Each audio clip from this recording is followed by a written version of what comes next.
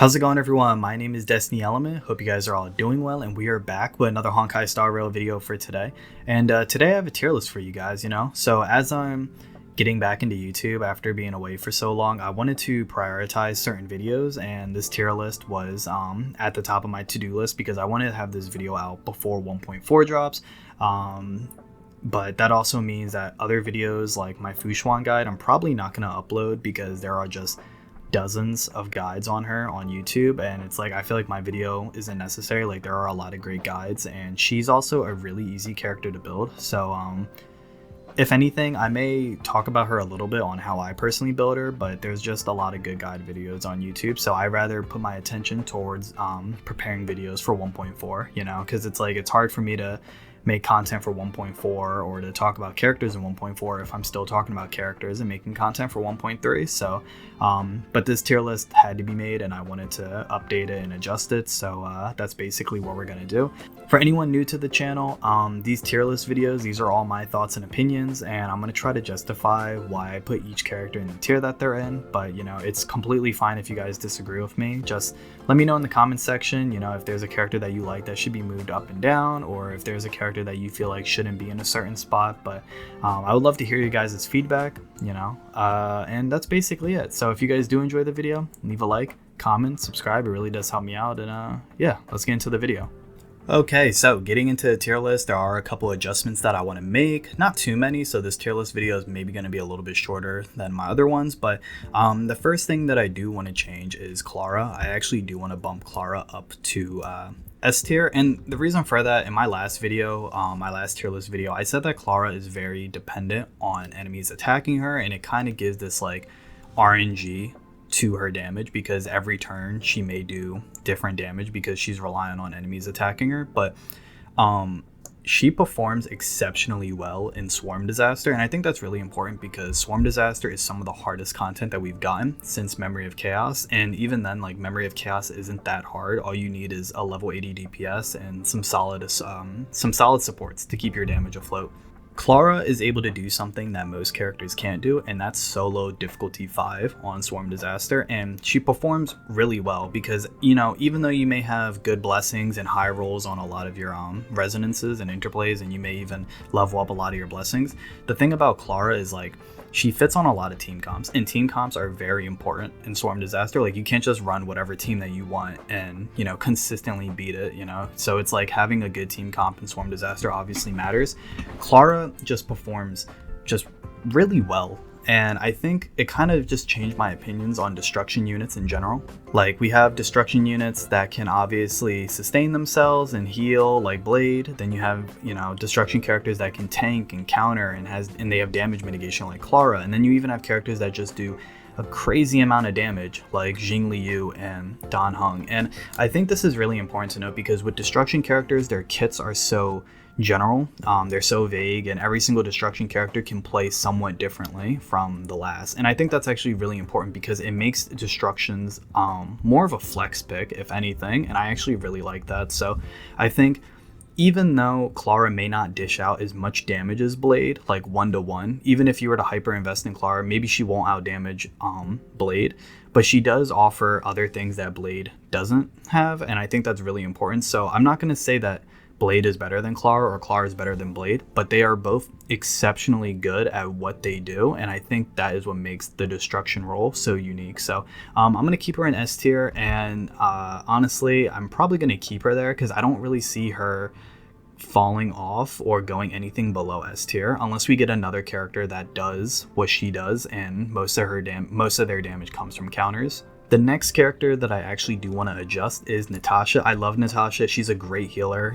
She's carried me through Swarm Disaster, Memory of Chaos, Story, like every single event. Like, she is a great healer. But with the introduction to Lynx that I will talk about later, Natasha I'm going to have to put in A tier because even though she's able to dispel debuffs, she can only dispel one debuff off of one ally for one skill point. So it's like, when you have enemies that can apply multiple debuffs, it gets kind of expensive trying to dispel all the debuffs off of your team. And, when you have a character like Lynx, who not only has a team-wide heal, but a team-wide debuff dispel, it kind of makes Natasha fall a little bit short. So because of that, I'm gonna have to put Natasha in A tier, but overall she's still a really good healer and I really do like using her still. And oh boy, the next character that I do want to unfortunately move down even further, and this sucks because I feel like he goes a tier lower every video, but I think I'm done. After this video, I don't think I'm going to drop him any lower, and that's going to be Jin Yuan. So I know there's going to be some people in the comments section that are like upset about this, and I love my Jin Yuan, and I feel like I just it kind of makes me upset because I wish he did do more. You know, I said it in a couple of my other tier list videos. It's like erudition is kind of a weird path right now. Like erudition characters are supposed to specialize in AoE damage dealing, but then when you have other roles that are doing more damage than him, it just kind of makes him seem shittier. I want to say, but he's not a bad character. He's definitely a really good character, and he can still clear Memory of Chaos 10. It's just he has a harder time doing it, you know. So Jin Yuan performs best, in my opinion, on a hyper carry team. So characters like Yukong, Tingyun, Bronya, like he kind of needs those supports because he has a really expensive ultimate. So he's kind of reliant on Tingyu's energy regen. But something that's also kind of frustrating is that when you have characters like Blade or Clara or Kafka, or even characters like March 7th that generate energy off of follow-up attacks, his Lightning Lord doesn't give him energy. So basically you have a character that doesn't buff himself, he doesn't advance his action at all, he doesn't get any type of like cleanse or damage buff whenever you get to 10 stacks on his Lightning Lord, he doesn't generate energy off of his Lightning Lord, and it's like his ultimate is also really expensive as well too. So, you know, when you have characters like Blade or Kafka or Dan Heng and Sealy that are just out damaging him in like every department, it's kind of hard, you know. I think he's still a really good character, and I think he works really well with certain characters on this roster, but no matter what, his best team will be a hyper carry team. So unless we get a support or a healer that regenerates energy for the whole team, I'm looking at Hugh or whatever her name is, it's gonna be a while, you know. Maybe I'll put him back up to S tier, but as of for right now, there are a lot of characters that pump out more damage than him, or even the same amount of damage as him for a lot less. And I feel like unless you're a huge fan of Jin Yuan, you're probably not going to use him, you know. But that's basically it. And looking at this tier list, there's actually one character I want to move up and one character I want to move down. So for anyone that's new to my tier list videos, I use the female MC as the fire preservation path, and then I use the male character as the physical destruction path. Now, I'm actually going to move the fire MC up to S tier. After building my fire MC and after using them, they're a really good tank, you know, surprisingly. Like between the taunt, the damage mitigation, and when you run the 5-star preservation lycone from her to shop on them, they kind of become unkillable. And like for Swarm Disaster, I was running Natasha, Fire MC, Gepard, and Kafka, and like Kafka was pumping out a lot of damage, but like Gepard and the Fire MC just did such a good job. Like they just did such a good job sustaining and keeping my team alive, and it's like she really blew me away. Like Fire MC is definitely a really good tank. And for that, I would probably put her in S tier. The next character that I do unfortunately want to move down, I just mentioned them, is Gepard. So Gepard is still amazing. I think Gepard is a phenomenal tank. Like the revive is great, you know, reviving with a full ultimate gauge. His shield is just overall amazing too. But looking at Gepard's kit, besides the massive shield that you get from his ultimate, and then the fact that he revives himself when he dies, his kit doesn't really have anything else to support the team. You know, you do have a chance to freeze with his skill, but if the enemy doesn't have an ice weakness or you're not going to break their toughness, then you're most likely not going to get that freeze off unless you're building like a crazy amount of effect hit rate on Gepard. But even so, Gepard I think is still a phenomenal tank. He works really well. Anyone that has him is super lucky to have him because he is like, he's a brick wall. But because of the introduction of Fushuan, I do have to move him down one tier because Fushuan is just a different breed in itself. So that's basically it. I don't have any other character that I necessarily want to move. I would probably say I'm happy with most of these positions. The only one that's kind of iffy is maybe Xing Shui. You know, she performs really well in Swarm Disaster, but that's only if you have her at Eidolon 4 or higher. So I guess if you have her at Eidolon 4, I would probably put her at bottom of S tier.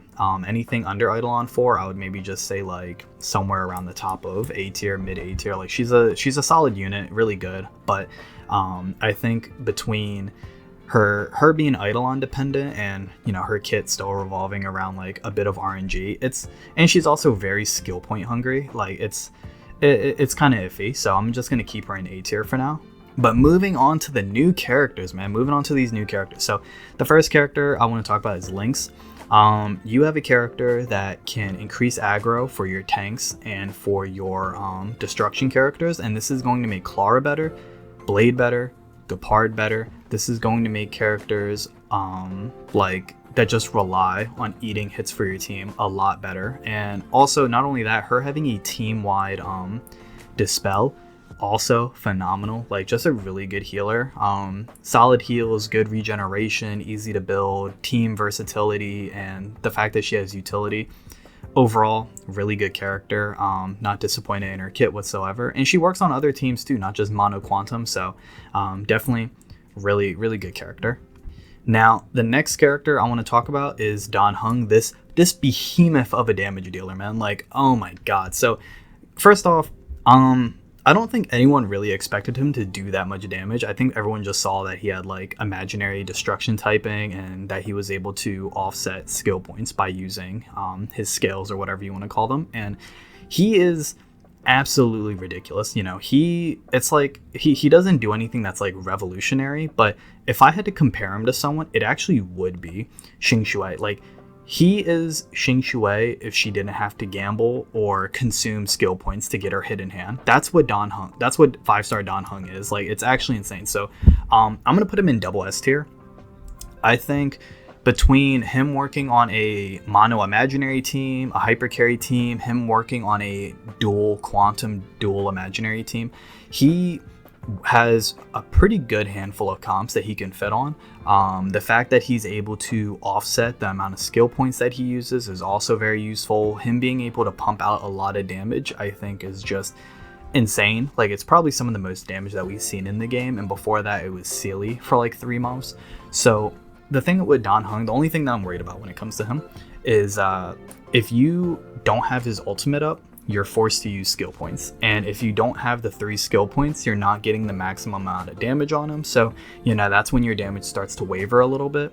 But when you have characters, hopefully in the future we get some support characters that can like replenish skill points easily, or that can just supply skill points to the team.